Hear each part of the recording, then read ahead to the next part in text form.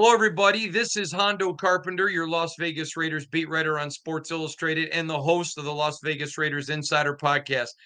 I've been promising you a special guest, and you see him already.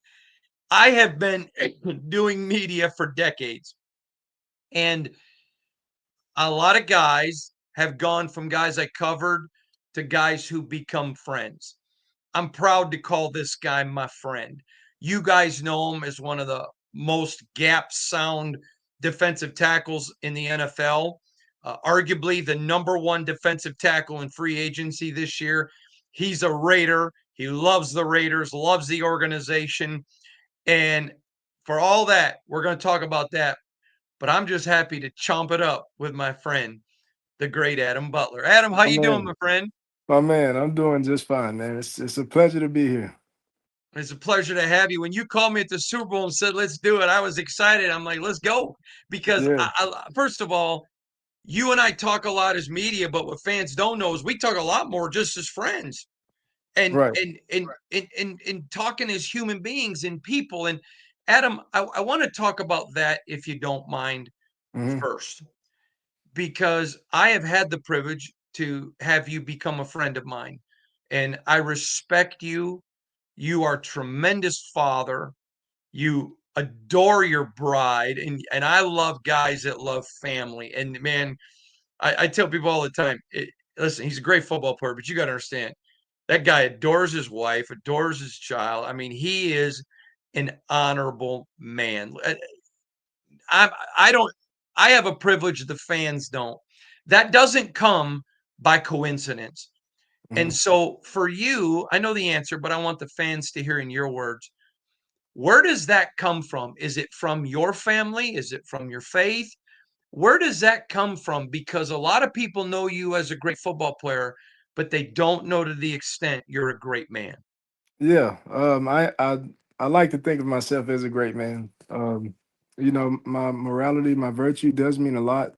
I'm definitely not perfect, but I do everything I can to try to do right by people, and I think that's why me and you get along so well, because we just have that down to earth factor. Yes, I'm in the NFL, but I'm also a human being, right? And to answer your question, where that comes from is my parents. Um, Mm. and the reason I value my wife so much and my family is because that's what my parents instilled into me. My parents are still married to this day. I mean, over 30 years of marriage, I look up to them. Their marriage isn't perfect. My marriage isn't perfect. No one's marriage is perfect. But the value of family is it's invaluable. Like there is no value. It's the most important thing ever. And when it's all said and done, when I take off the helmet, when I take out the cleats one day, the only thing that's gonna matter is, who are the people that were there? Who are the people uh who supported me, who were by my side, who tried to push me to be better. And my wife, she does what she can now, to encourage me and to keep me going. She even made this painting. See this painting right here? Well, she got Oh, it made. wow. Yeah, because she knows, I'm a big fan of, Dragon Ball Z and everything. But she made that when I came home this off season. She surprised me with my own man cave, right? So, and just a place for me to just relax and, just kind of, you know, take take a load off, you know. And so I that's what love I it. mean when I say I appreciate her. I adore her, my family, my daughter, and they just give me a new purpose when it comes to ball. When it comes to life, they give me something to get up for in the morning and give it everything I got. One of the things that you and I love to talk about is family. And Hmm. I've had people say to me, "Hey, what were you and Butler talking about?" And I told them, "Well, if you knew, you wouldn't believe it." And they're like, "Ooh!" And I'm thinking, it was all family. We Right. were literally talking about our wives, and I remember we were sitting there with one of the rookies this year. I won't say who, Hmm. and we were literally talking about people and about perspective, and had nothing to do with football. Just really he had asked you and I for some advice, and it had nothing to do with the game. And that takes me into the next question I wanted to ask you. A lot of people don't know because you are genuinely quiet. Now, when you play on a defensive line with your good buddy Max Crosby, Hmm. it's hard to be loud because between him and Christian, there's a lot of people talking all the time. Right, But right. what people don't know about you is I have watched you put your arms around guys and take them off to the side and take them to the woodshed. And I've watched those same guys come up to you and you're hugging them and loving them, encouraging them. And I can't tell you, I have a great relationship with Tyree, and I can't tell you, I mean, how many times have you and me and Tyree chopped it up, and Tyree's talked about what you've meant to him and how you've helped him, and so my next question is, let's talk about being you're not a good teammate, you're a great teammate, and I know 27 career sacks, probably the most disciplined defensive lineman with gap integrity that there is in the NFL. But I think you are just as proud that when you walk into that locker room, there are 52 other men plus the practice squad, and you can walk up to any one of them and you have the integrity that they stop and listen to you. That talks a lot about your character. Will you talk about that side of being a football player, the leadership and the mentorship? Of course, yeah. I mean, if you ask any of the guys, ask John Jenkins, Max Crosby, ask Tyree, any guy you want on the team, they're gonna tell you they call me AB. Everybody calls me AB. They'll say AB is gonna keep it real every time. He's gonna give it to you straight every time. He's not here to hurt your feelings. He's just here to put things into perspective so that you can grow as a player and as a person. That's just me. I always give them the real spill. I'd say it cut and dry. Like I said, I'm not trying to hurt any feelings, but that's just me.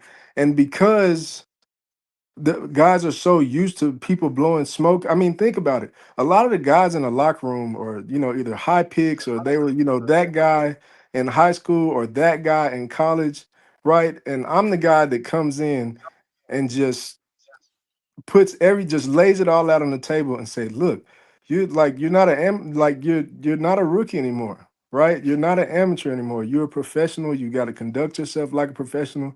And I'll even tell some of those guys, like, if you don't get your act together, you might be out of here. Like, that's as real as I get with these guys. But because I'm that real, they trust me. They trust my word. They come to me for advice. They seek guidance from me and they respect me because they know I'm going to tell them the truth. I'm not going to lie to them. I'm not going to gas them up. Like, if they do something great, of course, I'm going to give them their credit. I'm going to give them their props. Yeah, in that sense, I'll gas them up. But other than that, I'm going to keep it real and I'm going to tell them what they need to hear so that the team can be successful. Right? Like yeah, I've got 27, career sacks and I love that. Like it's amazing, right? But one of the biggest things that I'm proud of throughout my career is being a big factor in Super Bowl 53, even though I didn't record one stat. In Super Bowl 53, I didn't get one tackle, nothing. If anything, I got to hurry. But I was so effective in that game. And you can ask Belichick, you can ask anybody, ask Brady. I was so effective in that game because I let go of all my pride. I put everything to the side and said, you know what? I'm gonna take these double teams so other guys can be free because that's how you win. I am naturally a selfless player. I'm a selfless person.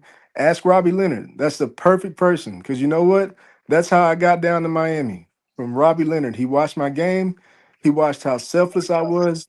And if you ask him about me, he'll tell you I'm one of the guys that just gets it. I'm not Mhm. stat hungry. I'm not fame hungry. I'm win hungry. I am a team player. That's what I do. And I'm so proud of the way I played this season because I showed that not only am I that, but I am a starter in this league. I am a big factor on the football field. So while I'm making plays and blowing plays up, I'm also opening things up for guys like Tyree, for guys like Max, and for guys like Christian. That's why they love me so much because I'm not out there just thinking about me, right? I'm thinking about them. If the game is in favor for me to make plays, I'm going to capitalize on it. But if there's a chance for Max to make a splash play and I can open it up for him, that's what I'm going to do. And if you watch the tape, you'll see that. Watch me and Tyree. Watch our highlights this past season. you'll see at least half of his sacks. We run a game and I take up two of the guys and he comes scot free and makes the play. Yep. And Yep. it's those plays like that, right? So me freeing them up on the field, me being an authentic person at all times with them, not being fake, and just being a true teammate is why everybody respects me and comes to me for that advice and that guidance. I'm not going to name the guy. You'll know who I'm talking about because I have no Mhm, desire to embarrass him, and he's a great guy.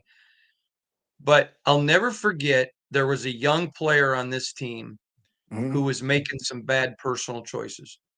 Now he's a young guy, first time in his life he had money in his pocket, and it's amazing. You get a lot more handsome the more money you make. And and you took him to the side and you went after him pretty hard.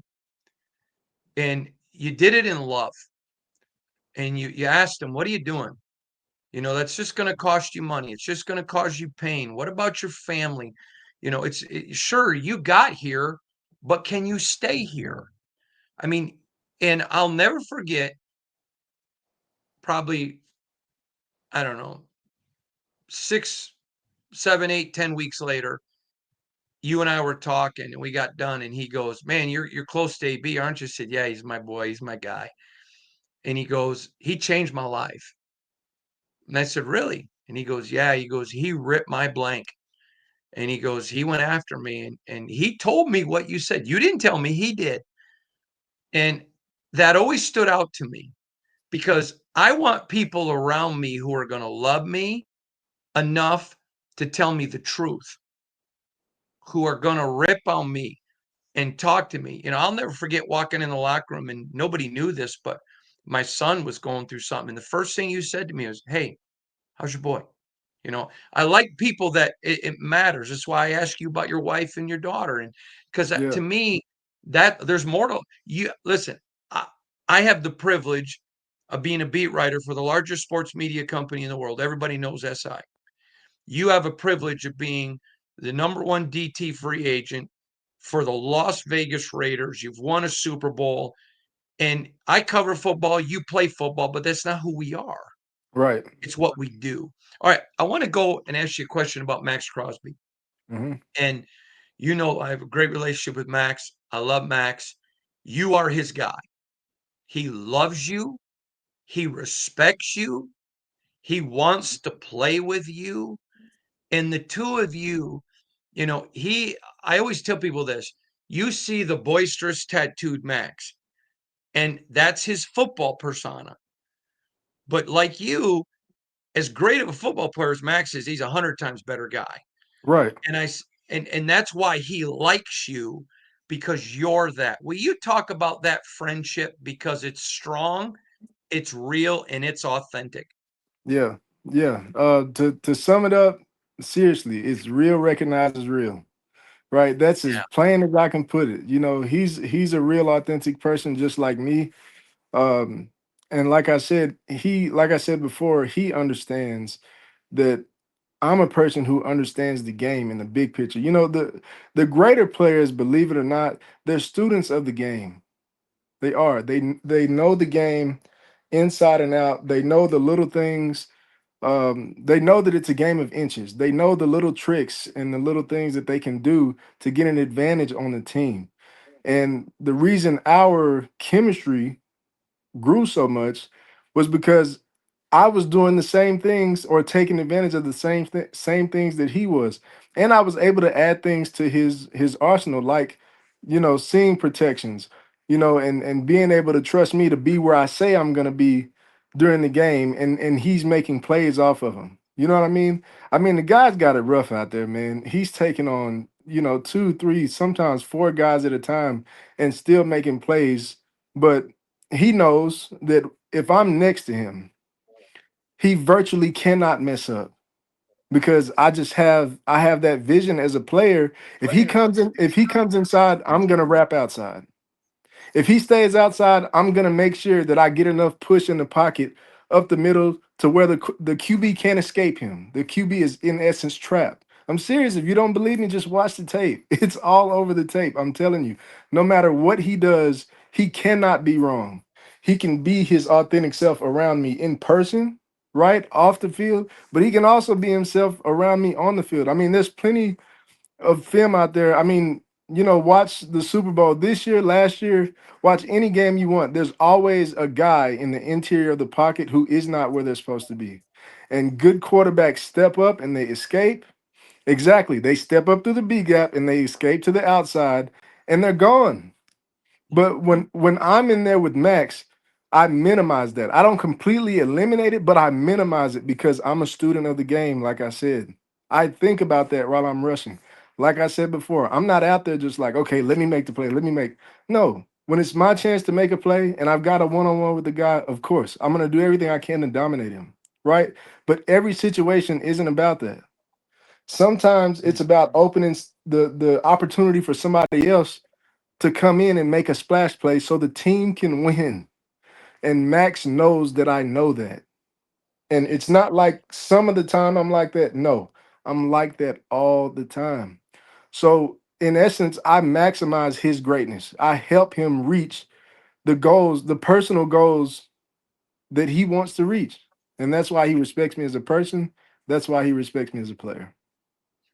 So we're going to talk more about you in a minute, but I want to talk. I want to dig in on your mental mindset. Hmm. It when you, one of the guys from Super Bowl 53 told me that you didn't get it, but you should have been the defensive MVP of that game. Hmm. And I'll tell you off air who it was, but I don't think he would mind. But I didn't ask his permission to put it on air. But I'll tell you who it was off air. But um, I have talked a lot. You've heard me in press conferences. I bring it up with Patrick Graham a lot, Robbie Leonard. You are the most gap sound defensive tackle in the NFL. And when you're in a league with Patrick Mahomes, where Bo Nix, I know that Justin Herbert isn't necessarily a runner, but he likes to move. So that gap integrity is important. And Yeah. for people listening who don't understand, it means you stay in your gap. You don't buy the eye fake. You stay in your gap. You make them react to you rather than you react to them. You do your job. So I want to ask you about that because coming out of college, that was not always the case with you. You Hmm. had to grow into that. Did you learn it on film? Did you learn it in coaching? Was it just a matter of maturing in the game and learning it because you are a student of the game? Where did that come from, Adam? Because it's fascinating to me to watch it. It really, to be honest, it really got instilled into me joining the Patriots organization and that great dynasty. Just and really just highlighting Tom Brady, being around a guy like that makes you want to buy into that philosophy, right? Because this is a production league, regardless of how you slice it. This is a production league. So it's natural for guys to want to jump out of their gap. It's natural for guys to want to get greedy to try to make a play. And good players, like you said, like Patrick Mahomes, Bo Nix, Justin Herbert, they capitalize off that all the time, right? But being a part of that New England dynasty, and playing, for a guy like Tom Brady, right? For someone like Bill Belichick, put the word team in an entirely different perspective. Like when I say trust was everything in that organization, it was everything. Damn near everybody in the organization could trust Tom Brady. They could trust that he was going to get it done. All we had to do as a defense was put the ball back in his hands. But I, being a part of that, it made me say to myself, I'm not going to be the one. I'm not going to be that guy that they're like, dang it, he's not where he's supposed to be. I'm not going to be the guy that lets the team down. That's just not me. And so once that was instilled in me, I took it, I ran with it. I never looked back, and I only sought on how to build on top of that from here on out. There was nobody happier, including Mark Davis, I don't believe, Hmm. when Tom Brady joined this organization. I'll never forget. I walked up and you were smiling. Remember, you were sitting at your locker smiling. You were on your Yeah. phone. And I waited. You got off the phone and you go, "What?" I go, "I know what that smile is." You said, "What is it?" I said, "Tom Brady." You go, because that's all you are. You don't care about the stats. I'm not saying that the stats that matter to Adam Butler are wins and losses. And when you said things are going to change and it's going to be a new mindset, and I'm loving it, you were thrilled that Tom Brady joined this organization because you and him have a commonality of purpose. You have it with Max, you have it with Patrick Graham. It's you have it with Spells, you have it with Jink. It is a with Christian. I just want to win. Will you talk about how that excitement you had when Tom Brady got the job Man, when or I got saw the those, ownership? yeah, when I saw that headline, I'm telling you, I couldn't believe it. I couldn't believe it. But once I came to grips with it, I'm like, man, this is what this organization needs. Is what this organization has been needing. The Raiders is a legendary organization. It really is. The Raiders is an NFL historical franchise, and to have one of the most historical players in the history of the game come to the Raiders and not just be a part of the organization, but I guess you could, I don't know what he does, but I mean, I guess you could say, have a hand in calling the shots. That's Yep. big. That's big time, man. And I always said it to myself when I think about Tom Brady, he's a guy that just has an unhealthy obsession with winning. And when I say unhealthy, I mean to his benefit. It's an unhealthy habit to his benefit. It's like he's somebody who studies too much, right? And of course, too much of anything can kind of be a bad thing sometimes, but it was to his benefit, right? And he's only gonna pour that on this organization, right? He's not a person that accepts mediocrity. I'm not a person that accepts mediocrity, right? And like I said, I understand what it takes to win. And if there's anybody else in the building now that know what it takes to win, it's him. I remember walking up to Tyree. He had a big sack in a game and should have got a second, but he Hmm. made a mistake. It cost him a second. Thank you. And I walked up to him and I wasn't interviewing. It was just me chopping it up like I do with somebody that I like. And I'm like, Hmm. man, I watched the film, one mistake away from a second sack. And you hit me and you're like, tell him. I told him too. And it's those little things that make a player. I mean, when you look at Tyree, he's got size, speed, strength that only can come from God. He has the heart. He wants to be good. You can't teach that. You either Right. have that or you don't want that.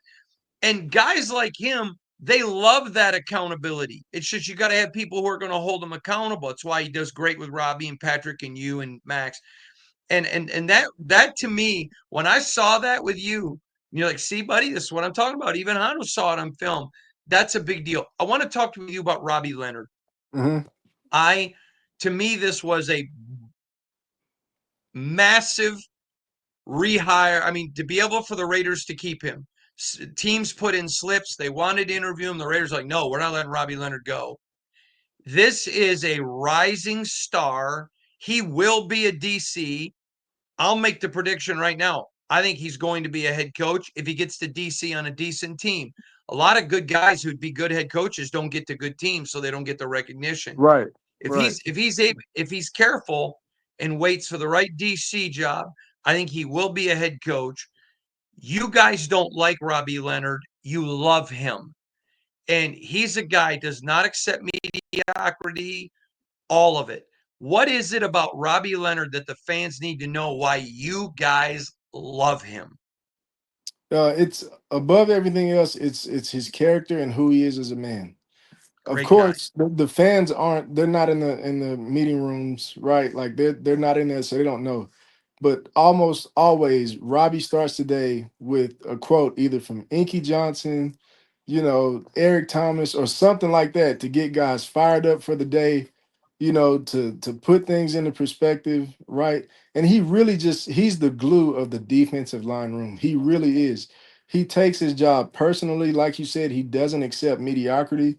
If the other team gains 1 yard, he's pissed off. Like that's his mindset. We're gonna hold them to as few yards as possible. And the guy is he's all ball, and he really is a true leader. He's a true leader that understands it, he gets it, and he knows what it takes to win. And that's why he loves me so much, because he knows that I feel the exact same way.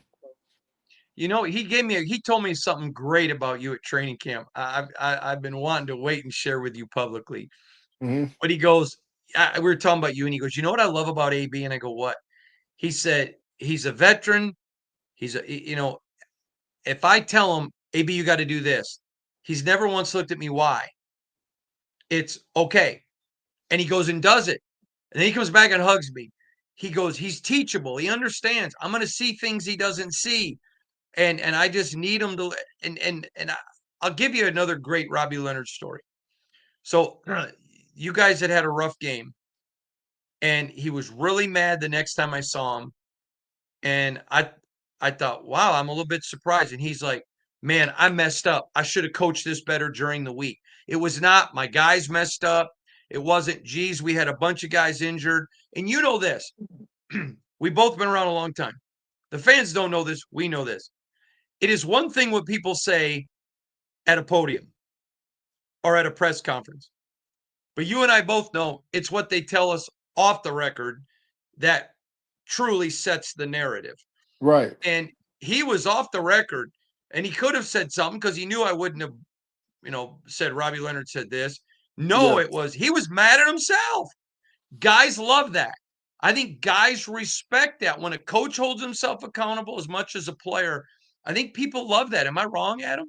No, no, you're not wrong. You're not wrong. And I promise you, if you took a vote right now, if we gathered all the defensive linemen from our room and we voted, do you want to keep Robbie Leonard or toss him? Everyone would vote in favor of keep. 100.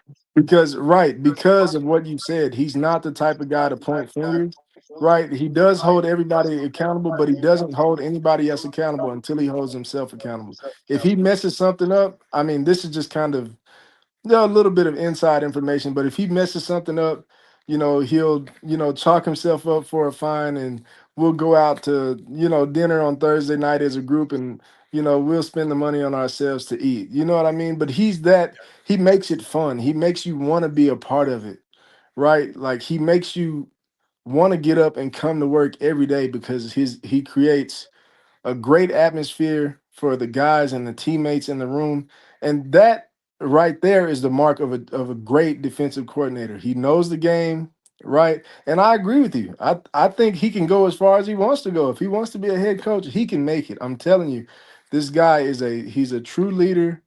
He knows what the hell he's talking about, and he knows how to rally guys for a single purpose. I mean, think about it.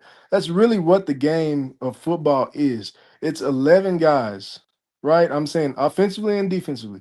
It's 11 guys, at the special teams too, but they're all fighting for the same purpose, right? And me and you both know, as a team, if you're not on the same page, if you can't get everybody to buy in or, rally around the leader, it just doesn't work. It just doesn't work. And he's able to do that consistently over and over and over again. And that's why everybody loves him, man. I agree with you. All right. Got to talk to you about PG, my guy. Mhm. Yeah. Uh, Robbie, I mean, there's so many guys on this team that are my guys, but I love PG. I mean, almost had the Seattle job, was getting the Jacksonville Jaguars head coaching job, but the owner had put a $250 million into a quarterback. Liam Cohn calls him while they're finishing his second interview, closing the deal, and says, hey, okay, I'll come to Jacksonville now. So they went offensively, but that's how close he was. That's crazy. This is a guy, should be a head coach in this league. Congratulations to Pete Carroll, because I don't think anybody thought he was coming back. And that he's coming back. This is a man, great integrity, great father, great husband, great person, great friend. And I believe, now listen, I believe Steve Spagnuolo is a great defensive coordinator at Kansas City. I believe Vic Fangio, great defensive coordinator. Listen, I'm not saying there isn't some great ones. I think Patrick Graham is the best, and I Yes. think I don't think there's I'm anybody not I'm better. not scared to say it. There's no one No, better. and when you look at what he did with all of the injuries last year, with I mean, your defense was decimated. I mean, massive injuries. I think somebody told me you guys had, I think it was 12 players injured, massive amounts of starters. And Yeah. we're not talking about players, we're not just about guys. I mean, Christian Wilkins, Marcus Epps, all the injuries, Max. And you look at what he did. It was he's a phenomenal coach, a better man. And man, Pete Carroll showed he's still got it to get that guy to come back. How excited were you when you heard PG back in the building? Yeah, it was kind of bittersweet, because I knew his goal was to be a head coach. I knew he deserved to be a head coach, and I knew that's what he wanted for himself. I know he's ready to take that next step in his career, and he deserves it. He does. But to the Raiders' benefit, they got him back. I mean, think about the Ravens game this past year. I mean, the Ravens were one game, pretty much one game away from going to the Super Bowl, right? And think about what we were able to do to a healthy Ravens team. They had all of their guys. Like you said, we had so many injuries. We didn't have all of our guys. The reason we were able to hold the Ravens like that was because of PG. Mm-hmm. He called the game like a Hall of Fame coach that game almost. And that's really just who he is on a daily basis. And I don't think there's a fan that can deny that when they watch the Raiders game, they can always count on the defense. And yes, of course, it's because guys like Max Crosby and everybody else, but the guy that's pulling all the strings, the guy that's making the right calls in the right situations is Patrick Graham. And you got to give him his flowers. You got to give him his credit. All right. But now listen, am I lying to the people or not? We're friends. Yes, we are. Okay. So you're going to piss me off a little bit. And Okay. there you go again. You're bragging on Patrick Graham. You're bragging on Max. You're bragging on the rest of the team. Let's also talk about Adam Butler had a little bit to do with that too. AB did some. You dang right. Lamar was not getting away because you were not moving out of your gap. So come No, on now. Let's get no, okay. I wasn't moving out of my gap. And I mean, PG I had, deserves the credit, but I'm going to make sure AB gets some too. of course, yeah. I mean, I had a couple of plays in there, man. I kept him uncomfortable in the pocket pretty much, the majority of the game. But yeah, I mean, you watch the games, the film is there, man. I'm a disruptive player. I am. And training camp last year, I came in and I told the world, listen, I'm not the same old guy that I've always been. I'm not just a third down player. I am a starter in this league. I am an all down player. I set out to prove it. And after that, it was no more talking after that. It was all work and all just putting it on tape. And that's exactly what I did. I remember at training camp, you and I were over by the locker room area just visiting. We weren't media, just you were going to the bus. I was over there looking for one of the PR people Mhm. to get a parking pass. And you came out and I said, "Hey B, you know I love you." And you said, "Yeah." And I go, "You're different this year." And you looked at me, you go, "You see it." And you're right. You called it at training camp. All right. I want to get back to you, but this next question is really, really important. Mhm. Pete Carroll was a great hire, and his resume says all. I love when people can just hold up their fingers and there's jewelry. Right. And I, he said something at his opening press conference, and I turned to Zeke Trezevant, the young man that works with me, and I said, "There's nobody happier right now than Robert Spillane, AB, and Max Crosby." When he said, "If you don't want to compete, we don't want you here. We're going to compete at everything because that's what fuels you." I know that you've loved Josh. I know you loved AP. I know you love Bill Belichick. That's the kind of guy you are. You're all in with your guys. But come on. How excited were you when Mark Davis and Tom Brady said, "We're bringing in Pete freaking Carroll"? Man, I really I mean, really at a loss for words, man. I really was. It was so unexpected. I'm sitting on the couch and all of a sudden, boom, there's the headline. And I'm like, man, if we do this right, man, if we take advantage of this opportunity, we're gonna shock the world, man. We're gonna shock the world. And as long as things don't get messed up, I'm telling you, we're gonna do damage. As long as they bring back the right teams, the excuse me, the right personnel, and they bring back everybody that's the glue of the organization and fill in the cracks where they need to.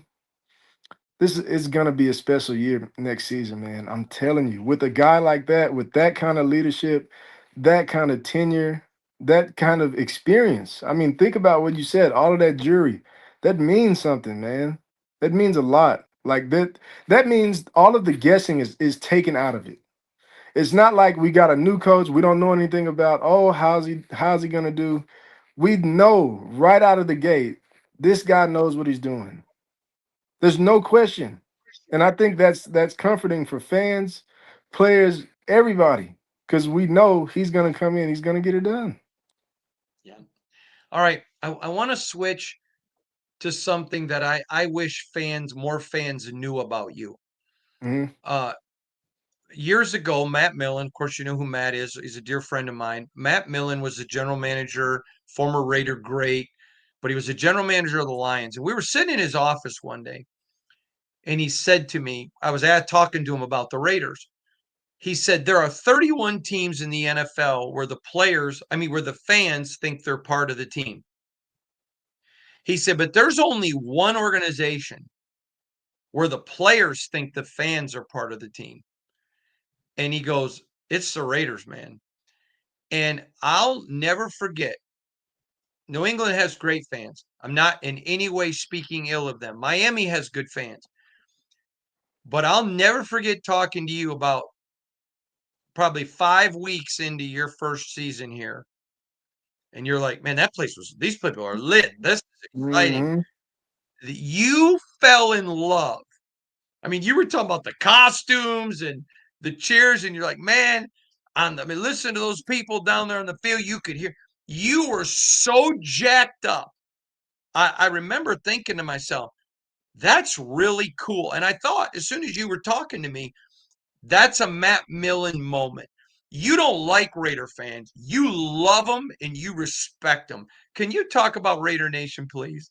Yeah, I definitely can talk about Raider Nation. Man, probably the most loyal fans in the NFL. Every time I touch the field, I always make sure, dap somebody up in the black hole, because those guys are the most loyal fans ever. I mean, never turn their back on us, win, lose, or draw, man. They're always there. Like you talked about, like the costumes, some of the costumes they have it's exotic, man. It's exotic. And that's just a testament to Raider Nation, the fans we got, man, and it's just us against the world, man. It's us against the world, and we got the greatest fan base in the NFL, and I stand on it. I know you do, and I know you do privately. I want to. Free agency's coming up, and obviously your contract's over. I know that the Raiders would love to have you. I know your teammates. I know a lot of the coaches want you back. I Yeah, mean, you play a position that is the most underrated position in the NFL. I mean, and we've said it. We think you're the number one defensive tackle in the free agency class. I know that business is business, and the Raiders have a say too. right, But I also know you want to be in Vegas. You want to be in the desert. You want to be part of this organization. You want to play for Pete. You want to play for Robbie. You want to play for PG. You want to play for Mark Davis. You want to play in front of Raider Nation. Your heart is right here. I know that's what you want. How big and I, of a deal, how important is it to you? Obviously, the Raiders have a say, right. but how big would it be for you to be back? Man, it really would be a dream come true. It would be a dream come true. It would be the perfect situation for me, in my opinion. As long as, like you said, the business makes sense, it'd be a perfect situation, man. I love the team, man. Love the organization, and I wouldn't want to be anywhere else. I mean, obviously, I'm not gonna, let anybody take advantage of me. Not even the Raiders. I love the Raiders, but I'm not gonna let the Raiders, act like, I didn't play my tail off this past season, right? Like you said, you started it off. Arguably the best free agent interior defensive lineman in the NFL. Yeah. And the So good thing is that they respect you. They're not going to come out and be disrespectful. That's the cool thing about knowing the respect they have for you. yeah, yeah, and I think that's big, and that's comforting going into free agency. But I'm excited to see what happens, man. It's times like these where you just never know where you end up, man. You'll never know how the cards fall. But I pray that they fall on the shield, man. I'm telling you, I pray they fall on the shield because it's something special, man. Like I said earlier, if everything just goes the way it should, and all the right moves are made, I I I would love to be a part of that, man. I really I would. know I know you, and I know it's sincere. That's what I love about you. I had a guy who was a free agent one time asked me if I'd do an interview, and I said, "Great." And he goes, "I really want it to look like the Raiders want me so I can go to XYZ team." And I'm like, "Yeah, I No. like I'm like you, man. I want real people. I like Yeah. real people, and Right. I respect that about you. All right, two more questions. I'm gonna get you out of here. Your wife is Hmm. beautiful, but like my wife, who's beautiful, people don't understand she is even more prettier on the inside than the outside. Yeah. She has fundamentally changed your life. She has made you a better man. She is a great woman. Um, I love the way you love her. I like guys who love their families. You know that because we talk about it so much. Hmm. And I, I want to ask you because I want Raider Nation to know the man that you are. And you are one of those guys that, will be, I'll never forget. You were telling me about going home and on a bye week and all the food she was, and you're like, I don't have to, because I tell her, I asked you, do you ask her anything? I don't have to, man. She just Mm-mm. loves to take care of me. I'm just take a moment because everybody knows AB. And I know you want to brag about your bride. Would you brag about your bride for a minute? Yeah, I definitely brag about it for a minute. Listen, outside of my parents, there's nobody else in my life that's had as a big of impact on my life as she has. I mean, I've had a lot of great coaches and everything like that, but when I tell you this is a Southern Christian woman, I mean, Southern Christian woman, she wants to do right, she means well, and believe it or not, even though I come from, a two-parent household and everything like that, the person who is well more versed than I am about healthy boundaries, she's taught me how to have, like healthy boundaries with parents, siblings. I mean, the whole nine. She's introduced me to a world and perspectives that I never knew about. And it humbled me inside because it's real easy to get a big head as an NFL player or professional athlete. But when I tell you this woman has humbled me, she's changed my life in more ways than one. Like every couples we've had ups and downs and everything like that, but she has been worth everything. She's worth everything. I wouldn't trade her for $100 trillion. I really wouldn't. When I tell you she is, and you know what? And to be honest, she was kind of new to the whole like football wife thing. But when I tell you she's dove in head first, and she just kept her faith close to her heart. And when I tell you she really is the apple of my eye. She really is. She's everything to me, man. What I love about you and why I think we're so close is we both feel that way about our brides. And I like to be around guys who don't complain about their wives. And I think you would agree. When you love a lady who loves Jesus more than you, she knows how to love you, doesn't she? She does. She does. She does. She does. Yeah, it's a She does. blessing. Last thing I want to ask you about, and it's important to me as your friend. And I know that this may be a little bit uncomfortable for you, but you have one of the biggest hearts of anyone I've ever met. You care, and people matter to you. I'm Mhm. not going to give a lot of examples because I don't want to embarrass anybody, but you care. And I don't care if it's the janitor, the guy selling popcorn at Allegiant Stadium, or you're driving on the road and you see somebody on the side of the road broke down. Adam Butler cares about people. And so here is my question for you. As your career continues to grow and you're impacting guys' lives and you're impacting people's lives outside of football, for you, and I've said this, so if I'm wrong, you feel free to correct me. We're friends. I can handle correction. Hmm. I've told people AB is a football player, but it's not who he is. And you need to understand he loves football, he respects football, he gives football everything he has, but it's not who he is. And he's able to keep it in perspective. A lot of guys, AB, if they have a bad game, they're immediately in depression because football's their identity. Right, right, right. And it's not yours. I know your identity is family. I know your identity is faith. I know you're rooted. But here's the question I have. You've helped so many rookies and young players. What is the biggest key you've seen in young men entering the league that keeps them out of danger, keeps them in the league? What is the biggest piece of advice you give?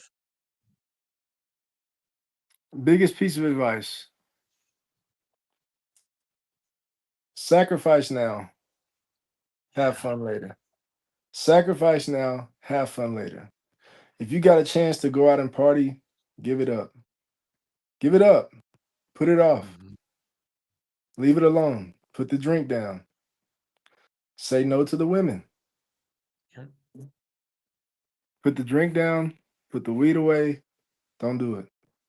Yeah. And I'm Sacrifice oh, now. sorry. Dive in head first into this opportunity. And I tell guys all the time, yo, it's going to fly by like that. I'm serious. If you go online and you look, you wouldn't believe it. When I came into the league, look how long my hair is. Look at how Yeah. long it is. I was bald headed, basically. Go back and look. I swear. Go look at my rookie picture. I had no hair. And when I tell you it's flown by just like that, it's flown by just like that. I'm an undrafted guy. I didn't get the call, didn't get, the big day and the cameras and all that stuff. I didn't get that. Right. But that's all the more reason as to why, or that's a testament to me to what I've done to stay in the league. Because NFL doesn't stand for National Football League. It stands for not for long. It really does. It Mhm. stands for not for long. And it's that decision, like I said, to put the drink down, to say no to the partying, the clubs, say no to toxic family members. Now, that's a big one. That's probably the biggest one. I'm just going to be honest. I can't tell you how many rookies I've met coming into the league and they're coming to me about their problems off the field. I'm like, yo, you can't bring that into this building. You just can't. You've got to learn the best word you can ever learn, and it's no. It's the best thing as a young player. The best thing you can say is no. And like I said, say no to the alcohol, say no to the drugs or weed or whatever, say no to the partying, say no to toxic family members. And I promise you, and sacrifice. Just put all of the fun off as much as you can. I mean, have fun every now and then, but I'm saying put all that to the back burner and dive headfirst into the game. Give it everything you got for your future, for yourself first and foremost. For God, if I you're a love, religious, I'm sorry, go go ahead. ahead. No, no. No, For you go ahead. God, if you're a religious person, right? For your family and for your kids, if you have kids, you do all of that, you're gonna be good. I heard a piece of advice you gave a teammate once, and I want to brag on you. Okay. You said to him, you got a wife. You made a vow to her. You made a promise to her. Keep your promises. You saved his marriage. And that's the way you live your life. For Adam, sure. I want the Raiders to resign you. I hope the Raiders resign you. I think the Raiders will resign you. But what I love about you is 25 years from now, when you're done playing the game and I'm probably done covering the game, we're going to still be buddies. We're going to probably still meet up in Dallas at Papacitos for a good Mexican meal. And Hmm. we're still going to be guys because I genuinely love you. I care about you. You matter to me as a man. And I just want you to know, Hondo Carpenter, forget as a reporter. I'm a better guy because I got friends like AB in my corner. And I want you to know I care about you and you matter to me. Of course, man. You mean a lot to me too, man. You're the best. All right. There he is. The number one interior defensive lineman in the free agency. Oh, go ahead. No, that's it. I'm number one. I'm holding up the one. Oh, all right. My man, my buddy, a great Raider, and a guy that loves to make people miserable. And Yeah, talking about quarterbacks. And when he does, his good buddy Max Crosby shines, Malcolm Kuntz, Caleb Vaughn, everybody, Tyree, everybody. Jake, Christian, everybody eats because he's cooking. The You're great right, A.B. my Adam man. Butler.